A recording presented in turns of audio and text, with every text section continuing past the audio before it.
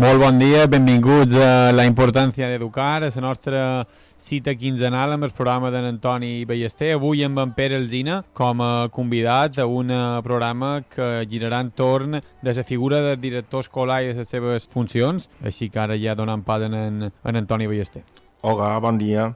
Estem molt contents de tenir aquesta entrevista que segur que interessarà als nostres agents i també a nosaltres. El tema de la direcció de les escoles, els directors de les nostres escoles i dels nostres instituts, quines són les seves funcions, quines són les seves dificultats, quines coses ha de tenir en compte. Sense dubte pensam que és una entrevista que serà molt interessant. Bon dia, Pere. Bon dia. Bé, en Pere Jaume Alsina Seguí, és mestre, psicopedagog i doctor en Ciències de l'Educació de l'UIP, mestre de primària, cap d'estudis i director d'un centre de primària al CEIP Francesc del Branca, mestre al CEIP de IA i al Centre de Menors de Palma, assessor de formació en el Centre de Professorat de Menorca i del Centre de Desenvolupament Curricular del MEC, orientador de l'Institut Josep Miquel Guàrdia de Laió i director del mateix centre durant 7 cursos, membre del Moviment de Renovació Pedagògica de Menorca pràcticament des dels seus inicis i membre del Consell d'Illa i formador en diferents activitats de les escoles d'estiu. Des del curs 1988 ha estat professor de reciclatge de català i professor associat de la seu de l'UIP a Menorca i coordinador d'estudis de la Facultat d'Educació des de 2007 a la seu de la UIP de Menorca. Coordinador, a més, i professor del màster de formació del professorat i coordinador i professor de la Universitat Oberta per Majors, professor de diferents assignatures dels estudis de grau d'educació infantil, del grau de primària i del màster de formació de professorat, autor de diferents articles i estudis sobre història de l'educació, atenció a la diversitat, interculturalitat, didàctica de la llengua, treball per projectes, ponent en cursos de formació permanent del professorat en diferents centres de professors i altres organismes de formació del professorat d'arreu de l'Estat.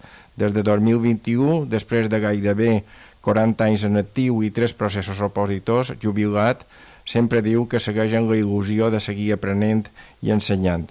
Molt bé, Pere, estem molt content de tenir aquesta entrevista i la primera que li volíem demanar, què és el que el va motivar a dedicar-se a l'educació? Molt bé, bon dia a tothom. Molt contenta per poder estar avui amb vosaltres i donar-vos l'enhorabona per un programa d'aquest tipus que realment jo crec que fan molta falta a tots els mitjans de comunicació, no? Sentir les veus dels mestres és molt important avui en dia. Bé, què va motivar a dedicar-me a l'educació? Hi havia moltes coses, no? Però en destacaré una per no fer llarg. A veure, mon pare sempre me deia que l'educació era una cosa molt, molt, molt important. Jo vaig fer el primer curs que van fer EGB.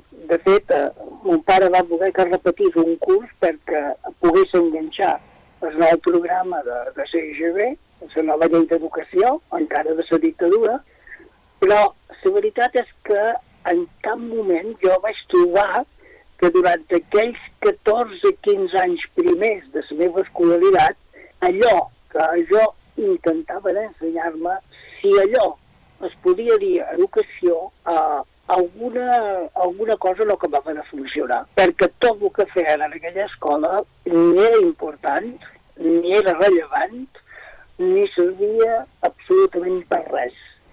Per tant, és a dir, seguint una mica la idea del meu pare de dir no, educar-se és molt important, que jo en aquell moment encara no ho entenia, vaig dir, bueno, si realment és molt important i el que estem fent és absolutament una pèrdua de temps, valdrà la pena dedicar-se a veure què passa a altres llocs del món i a veure com s'enfoca això de l'educació i comprovar si realment era important o no.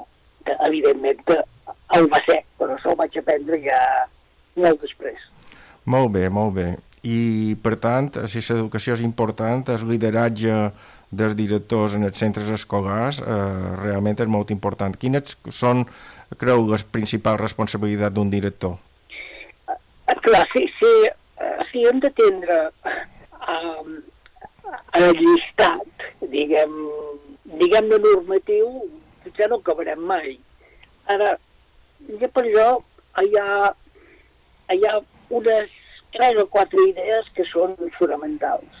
Primera condició, requisit és i el director, la direcció ha d'intentar harmonitzar, coordinar esforços de la gent i sobretot intentar afavorir que la gent se senti acollida al centre. I quan dic que la gent se senti acollida, vull dir que se senti implicada amb alguna cosa o amb algun projecte que té el centre i que tira endavant. I quan dic afavorir el benestar de tothom i que la gent se senti en part com a membre integrant d'aquella comunitat, m'estic referint a tothom, des del personal no docent, passant per tot el professorat, tot l'alumnat i, evidentment, les famílies, no?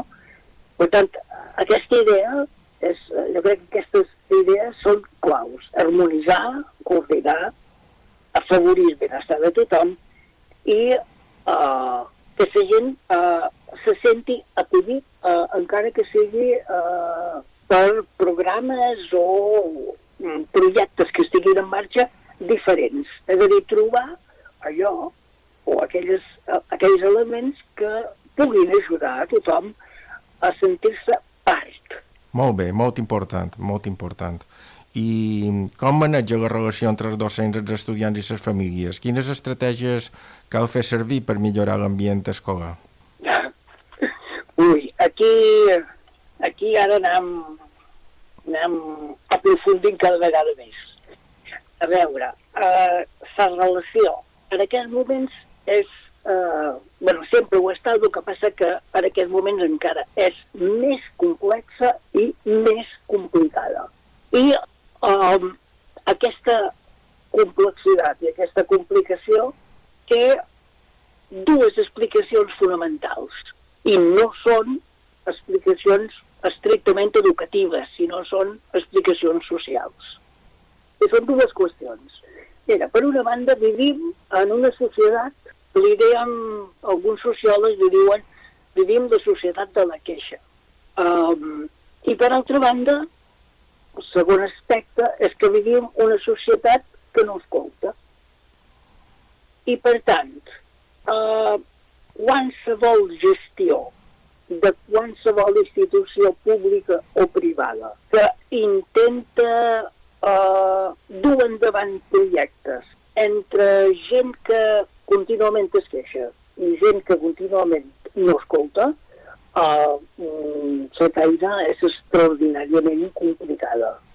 Per tant, una societat de la queixa, és a dir, és una societat que és difícilment gestionable, perquè els qui se queixa normalment no assumeix responsabilitats, i una societat que no escolta és una societat que està en procés de desintegració, perquè s'escolta és l'eina bàsica per comprendre les situacions que vivim.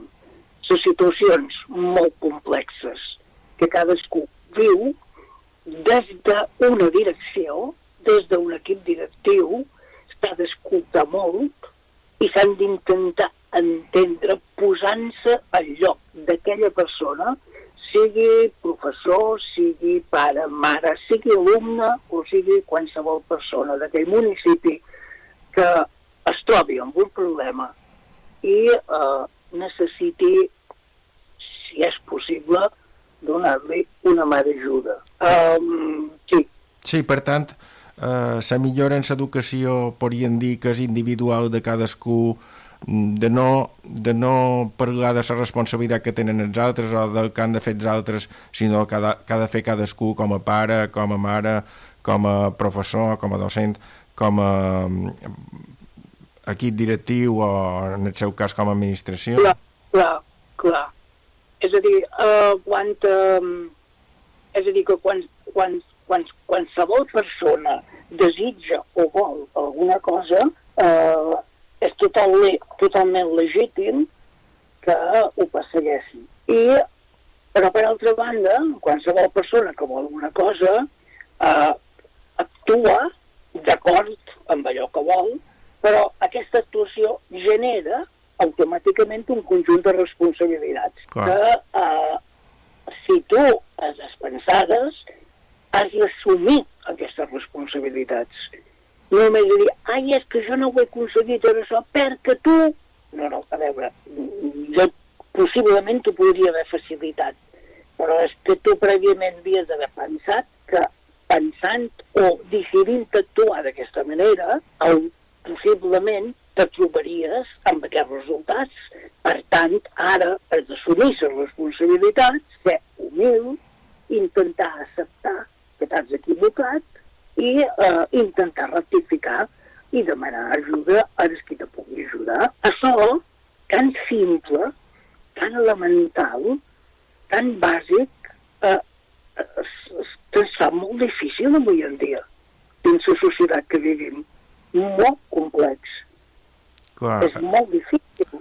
És que moltes vegades No, també... no és simple. Sí, moltes vegades també... Simple.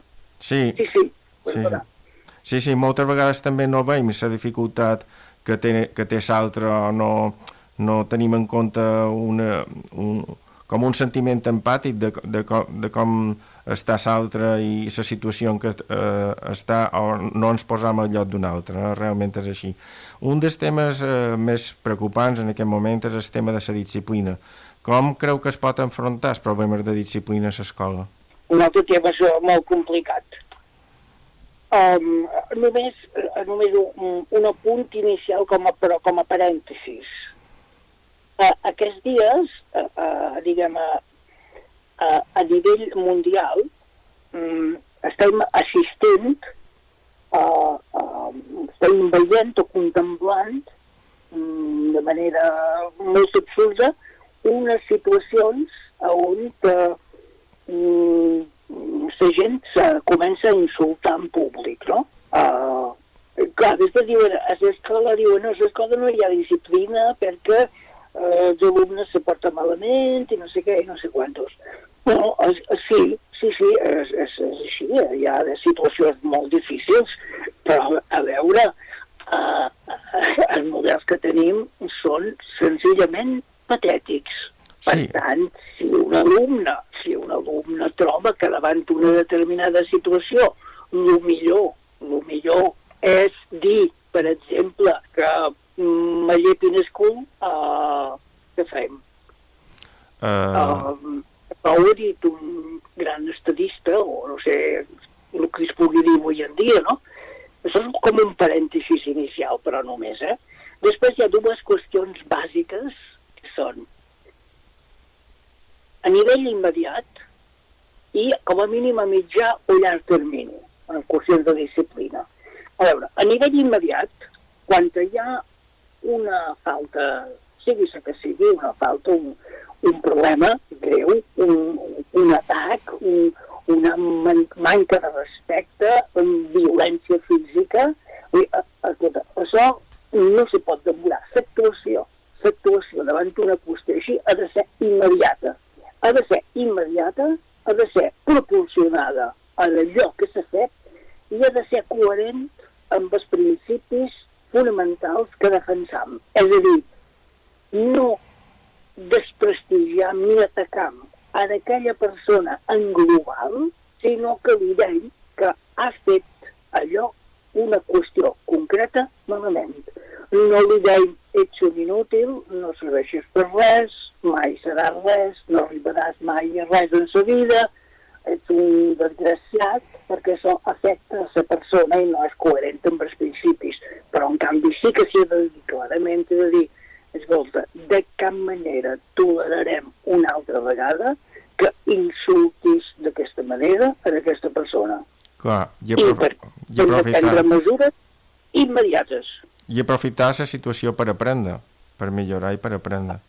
Sempre la conflictivitat o els problemes disciplinaris a les escoles sabem que se poden prevenir. El dia abans és evident, i segurament estaràs d'acord amb això, que és important explicar que insultar és violència, i perquè normalment pensam que la violència és una cosa d'agressió física, però també una agressió verbal, o sigui, un insult és violència, i això ho podem explicar abans, i llavors ens podem evitar que una part d'aquests insults se puguin evitar, no ho trobes? Sí, claríssim, és violència. I quan es produeix, a veure, s'ha d'aturar de manera immediata. No pots dir, bueno, mira, és que, esclar, les lleis a vegades es compliquen les coses, a vegades. No, primer ho demanarem, anarem a la comissió, no sé de què, de convivència, farem un informe, escolti, i quants de dies passaran entre tot això que diu vostè que s'ha de fer i una acció immediata que aturi el problema? Clar. No, jo no puc esperar. Clar. Jo no puc esperar 3 dies, 4, 10 o 12, que per dir, ara tindràs el càstig. Quin càstig? Està de 12 dies. Clar. Això és una broma de mal gust. Clar. Llavors se pot aprofitar per fer una experiència d'aprenentatge respecte de lo que és la violència, perquè normalment també, Pere, estem acostumats, no ho trobes, a parlar només d'aquest tema el dia de la pau, o el dia que toca de la pau, i llavors és quan se dona la situació, a vegades no en parlam o no utilitzant com a experiència d'aprenentatge. Tal vegada seria bo fer una experiència d'aprenentatge respecte de la violència verbal o física, i a partir del problema. Sens dubte. I una cosa una cosa que fem, i que jo penso que la gent ho fa amb bona voluntat, no perquè ho faci, diguem, amb mala intenció, però el fet que passi alguna cosa dins l'aula i diguis a aquell alumne, en vez de tenir una actuació immediata, com he dit, reflexiva, proporcionada i coherent, immediata, diu, t'enviem al cap d'estudis. Bueno, tu has de pensar que quan un professor deriva cap al cap d'estudis, el que està fent és que deriva la seva responsabilitat i la seva autoritat a una altra persona. I a partir d'aquí, quan tu derives la teva responsabilitat i la teva autoritat a altres, és molt possible que tots s'entenguin que progressivament perdràs responsabilitat i autoritat. Clar. Perquè la derives. Clar. És molt important, em sembla que no, però a veure... Sí. Això és molt important. Sí. Sobretot, l'autoritat en aquest moment sabem que no la tenen els professors perquè ho digui la llei o ho digui la normativa, això, sinó perquè els estudiants la t'adonen per la teva coherència, la t'adonen per la teva manera de fer i d'estar a l'aula. Sí. I, és a dir, pot ser que ara al principi un grup classe no entengui allò que fas, però passats algunes setmanes, quan ells comproven que ets coherent entre allò que dius i allò que fas, ho entenen. A veure, i ja t'he dit, jo he fet feina, com has dit abans del currículum, he fet feina en totes les etapes educatives. I he estat responsable d'un grup de menors delinqüents el que era l'internat abans de Santa Catalina, a Palma, abans que se n'anessin aquests menors tutelats a l'Espinaret. Clar. Estic parlant de situacions d'una extrema gravetat. Clar, i estàs parlant de l'experiència. Sí, és a dir, dins aquestes situacions d'extrema gravetat tenia un grupet de 7 alumnes que tenien entre 6 i 15 anys. Els de 15 anys estava internat per un... A era presumpte, en aquell moment la presumpció aquesta no existia, era un delinqüent que havia assassinat a una persona. Jo hi parlava cada dia. I teníem llargues xerrades. I van establir, de vegades alguns de vosaltres direu, és que això no es pot fer. Jo no sé si es pot fer, però vam establir un lligam emocional. Fins i tot quan després va ser ja major d'edat, que va anar directament a la presó, jo vaig anar a veure'l diferents vegades a la presó de Palma. I me deien, què fas aquí? És un delinqüent perillós. Però, bé, sí, ho sé, som ben conscients, però d'alguna manera podem xerrar junts, no? Perquè hi ha una cosa que es caracteritza a tots, és que som humans. Clar, és el que ens falta, humanitat. Crec que és el que falta, humanitat. Una pregunta. Quins són els fronts oberts que té actualment l'educació secundària i que vostè considera més urgents abordar? Bueno, hi ha tants que, clar, resumir-ho és difícil, però mira, ho intentaré. A veure, educació secundària, qüestions que s'haurien d'anar canviant de manera progressiva. Primera, estructura curricular. 8, 9, 10, 11 assignatures amb moltes dificultats de poder establir relacions entre elles, és una situació bastant absurda. Primera. Després hi ha la qüestió d'espais i la qüestió de temps. En aquest cas estaríem parlant de 3 qüestions: estructura curricular, espais i temps. Els espais normalment són aules en 4 parets, molt incòmodes, poc acollidores. Els centres són espais en llargs passadissos, en contínues aules de 4 parets. I els temps venen marcats per una campana o una música o el que sigui. Cada 50 minuts es canvia el ritme, la feina, l'assignatura, les activitats, els continguts de treball. És a dir, que jo tenc avui una assignatura i me torna a tocar l'assignatura d'aquí 3 dies o la setmana que ve, posem, no? Clar, jo duc dins el meu cap aquella assignatura, record més o manco com la vaig acabar el darrer dia, i el següent dia el que intenta és tornar a reenganxar. A veure, i això és possible que ells realment puguin tornar a reenganxar? És complicadíssim, perquè entre la meva assignatura han passat, posem 3 dies o 4 o una setmana, ells n'han tingut 7 o 8 més cada dia d'interrupcions d'aquestes. I que jo intenti recuperar-ho darrer que vaig dir fa 3 dies, després de 20 i pico de sessions més de fent coses diferents, realment és un repte per la ment humana molt difícil de pair. Per tant, clar, estructura curricular, espais i temps s'haurien de progressivament flexibilitzar. Perquè són bàsiques.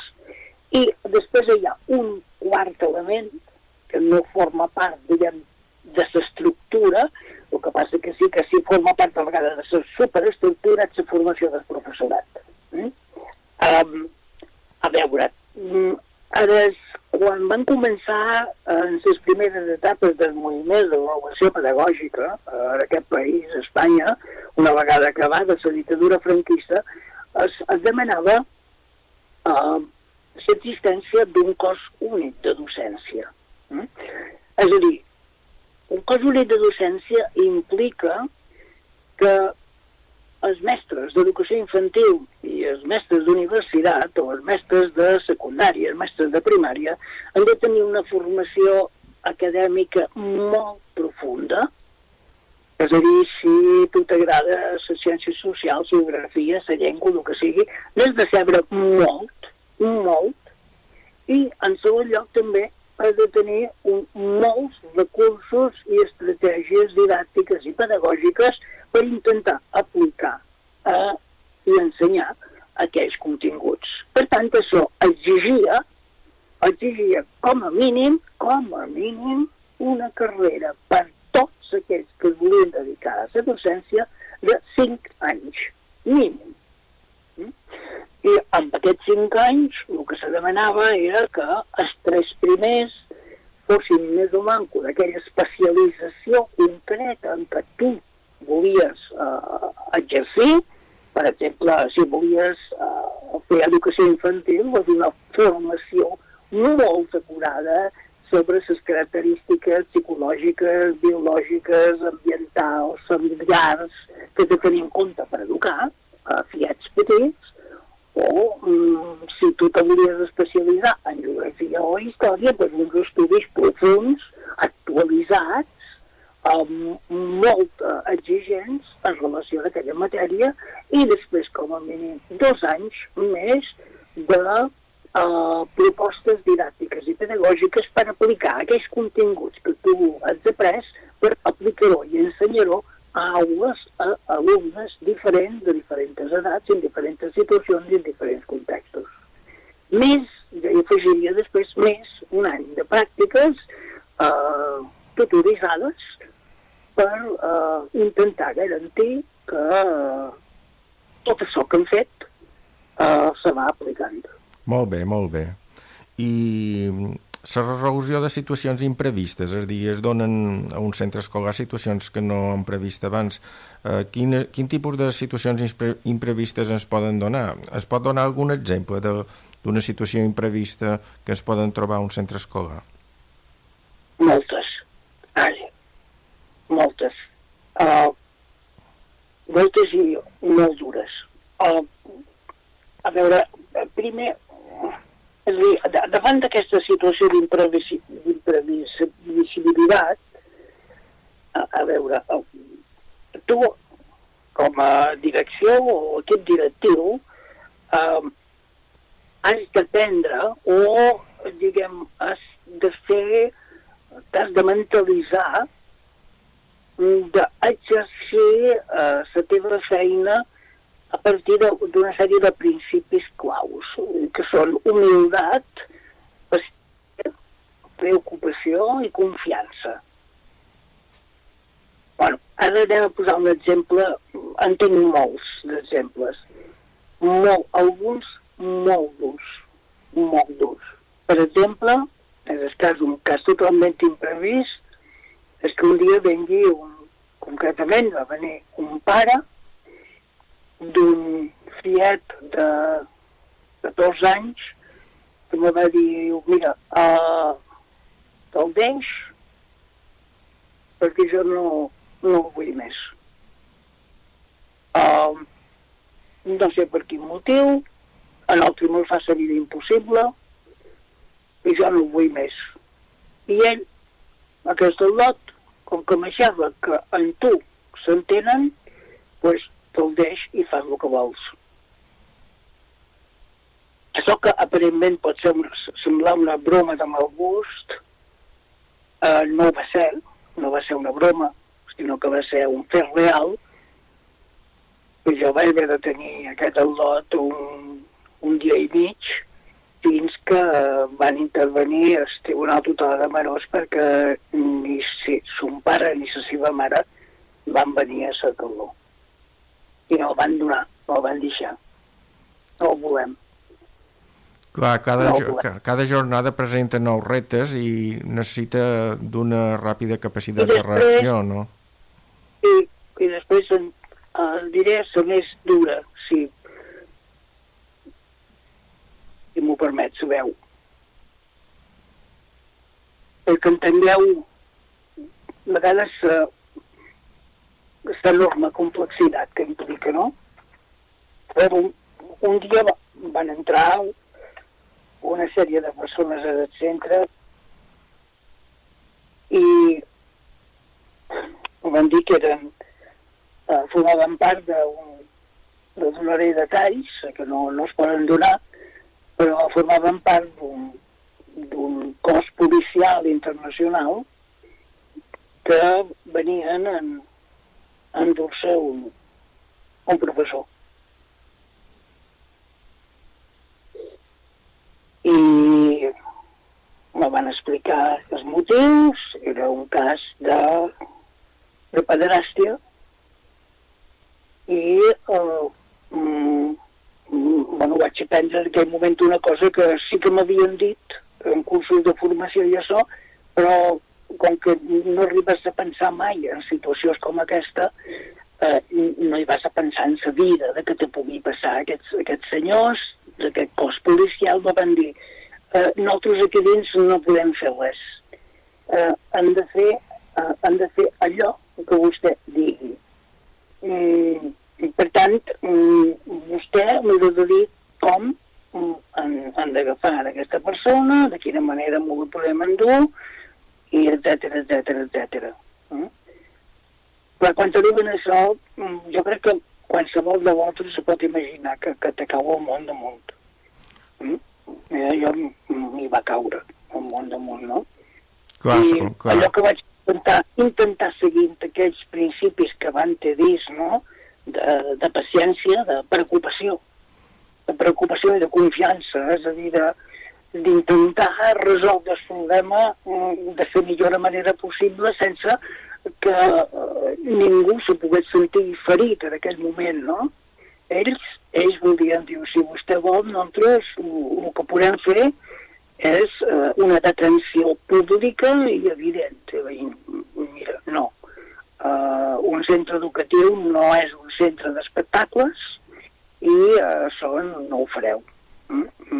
Si jo ho he de dir, això no ho fareu, i el que faré serà jo anaré a parlar amb aquest professor i quan els alumnes tothom s'hagi partit, després jo a vostès l'acompanyaré i li diré a aquest professor, jo anaré a parlar amb ell, li explicaré la situació i després vostès faran el que trobin convenient.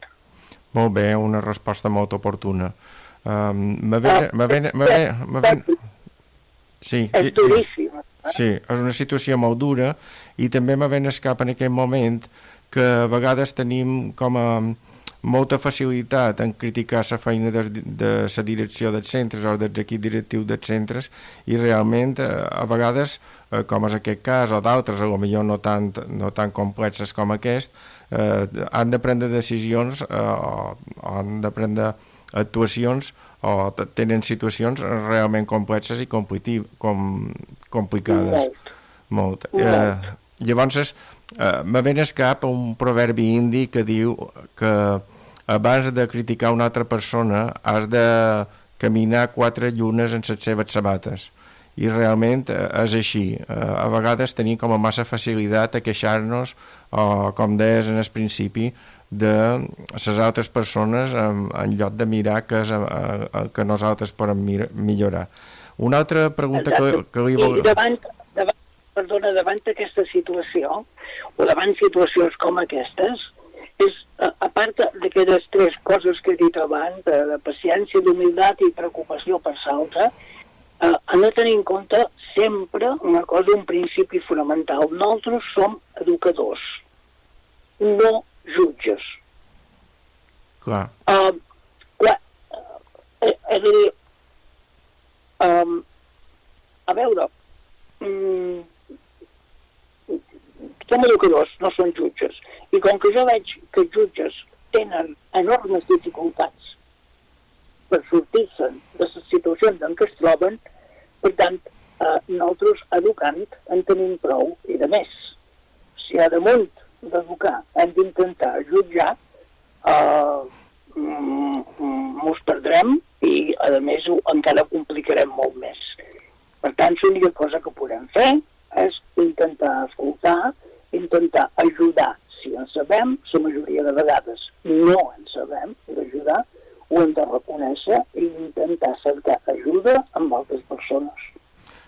Molt bé, i l'equip directiu, el cap d'estudis, el secretari, suposo que és fonamental la seva eficàcia, igual que els orientadors dels centres escolars. Quina importància li dona dins el que és la direcció d'un centre a l'equip? Fonamental. Hi ha una sèrie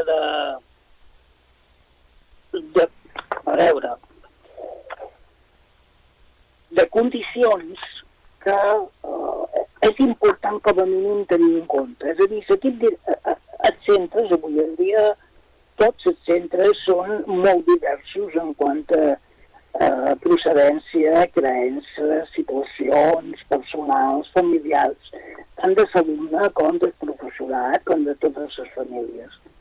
Per tant, si, un equip directiu, sí que, pot estar format, evidentment, per persones en les quals tu tens un lligam d'amistat, no? Però no necessàriament. És a dir, el que vull dir amb això és que un equip directiu, per complir una mica les seves funcions, ha d'intentar, en la mesura de les possibilitats, integrar allò que es diu avui políticament correcte, les diferents sensibilitats d'un claustre. És a dir, que si es té un cap d'estudis adjunt o el cap d'estudis diguem, oficial o secretari, és a dir, o pot pertànyer a aquell, diguem, conjunt de persones que no està massa d'acord amb les teves idees com a direcció o com a persona, si és possible integrar-lo dins l'equip, s'ha de fer. S'ha de fer. És molt important, això. Molt bé, molt bé. Per dir que integri diferents sensibilitats, perquè allà, evidentment que podem ser amics, però la nostra funció no és ser amics, és ser gestors i ser cercar el benestar de tots els que sigui possible. Clar. Per tant, si integram diferents sectors, molt millor. Molt bé, i quina importància li donen els orientadors dels centres escolars? Creu que és important els arguments pedagògics dels orientadors i, sobretot, quin avantatge té seguir els arguments pedagògics? A veure, aquí, evidentment, els arguments pedagògics són fonamentals. A veure, el problema que he vist, que m'he trobat amb massa freqüència, ha estat que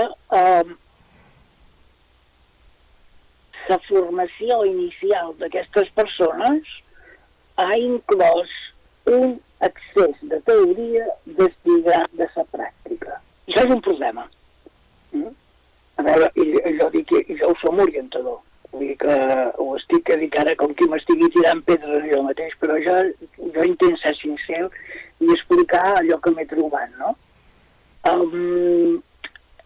veure, ja està molt bé que com a orientador dic, mira, és que tu hauries d'organitzar la classe així, així, així, així.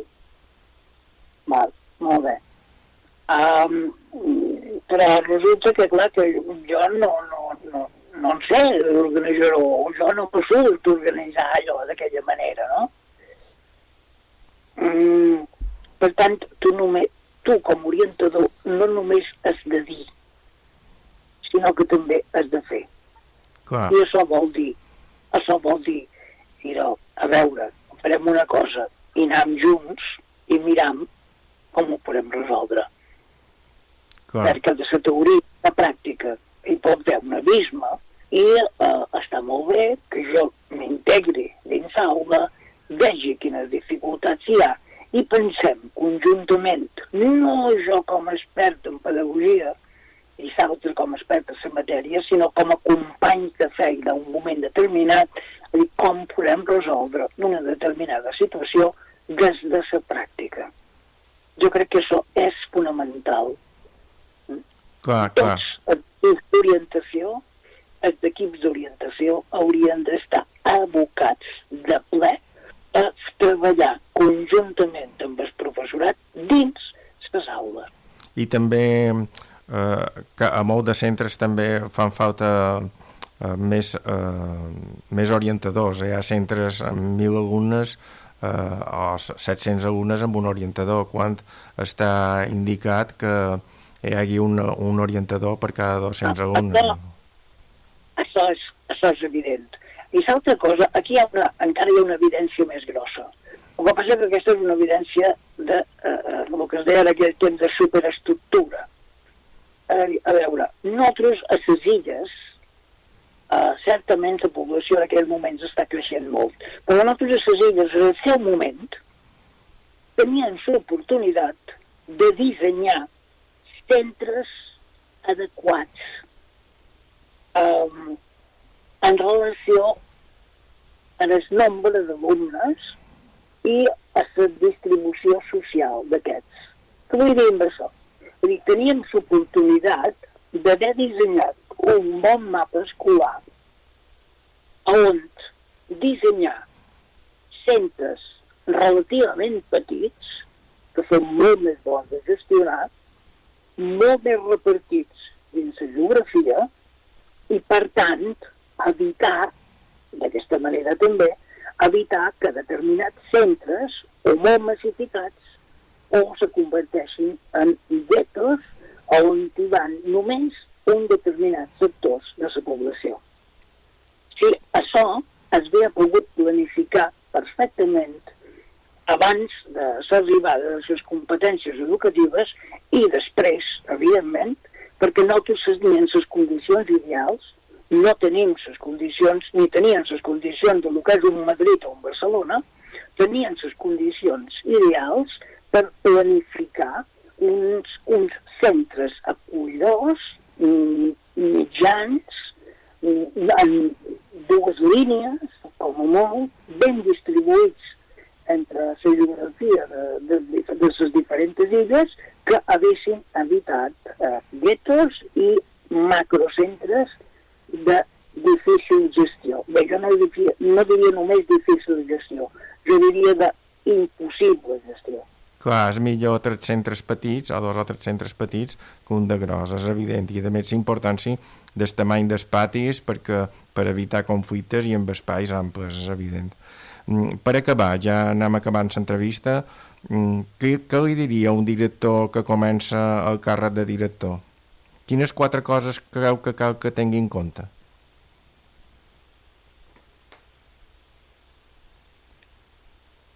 Com a darrera pregunta, és complicat, difícil. Mira, a veure, la primera qüestió és compromís. És a dir, compromís vol dir accepta que ho has de fer. És a dir, no... és que no hi ha ningú que s'hi vulgui presentar, no sé què... No. Sí, jo ho entenc, perquè les situacions són difícils, però intenta acceptar el compromís. Intenta formar un equip, com he dit abans, divers, amb molta humilitat, xerrant amb tothom, xerrant molt amb les famílies, si és necessari perquè no venen a les reunions, d'en una. Si és necessari fins i tot, si hi ha un determinat problema que s'hagi de posar en marxa, quedar a casa seva, si és necessari. Ens hem anat moltes vegades a cases particulars de les famílies. Adquireix aquest compromís.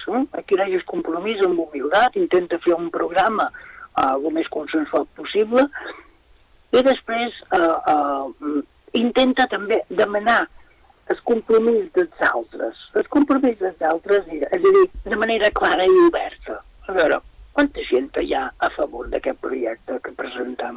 Sé que ara els directors estarien a través d'una comissió i no sé què, i no sé quantos, i està formada per no sé quanta gent, però, a veure, les famílies han pogut dir coses en relació, és a dir, totes han pogut dir, estem d'acord amb això, han pogut parlar, el claustre ha pogut mostrar el seu acord amb aquest compromís, és a dir, quantes persones dins el claustre tindràs en contra?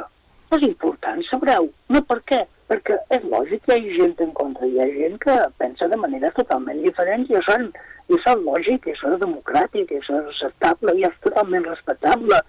Però com que demanes compromís, és interessant, sabreu.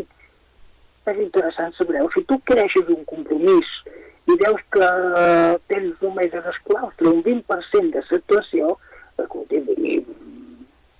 plegam, no? No estem aquí per omplir l'expedient.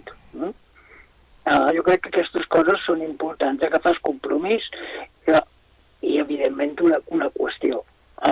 Si no hi ha il·lusió, és molt difícil agafar una qüestió com aquesta, perquè, clar, no hi ha compensacions suficients a nivell material que te gratifiquin suficientment com per fer-ho sense tenir una mínima il·lusió de que pots fer alguna cosa que signifiqui una petita millora en relació a el que tenies just abans de començar. Una cosa tan simple com això, jo crec que són fonamentals. Molt bé, doncs il·lusió, ganes, interès per millorar, motivació, interès per ajudar en els infants i els joves, a les famílies, en el professorat, una tasca molt important dels directors dels centres. Moltes gràcies, senyor Pere Alsina, pels seus arguments, idees i propostes que, sens dubte, ens ajuden a tots a aprendre i a millorar l'escola i l'educació dels infants i joves. Moltes gràcies a vosaltres per haver tingut en compte, les meves idees, i a tu sobretot, Antoni, moltes gràcies per tota la feina que sempre has fet i que continues fent per ajudar-nos a tots dins el món de l'educació. I, evidentment, moltes gràcies també a Ràdio Calvià per un programa amb aquestes característiques. Molt bé, i moltes gràcies també a Ràdio Calvià, a Pere Alsina, a tota la coordinació del programa i a tots els oients per l'interès per seguir el programa La importància d'educar. Tornarem a veure d'aquí 15 dies un nou programa sobre l'educació. Agraït per sempre i fins aviat.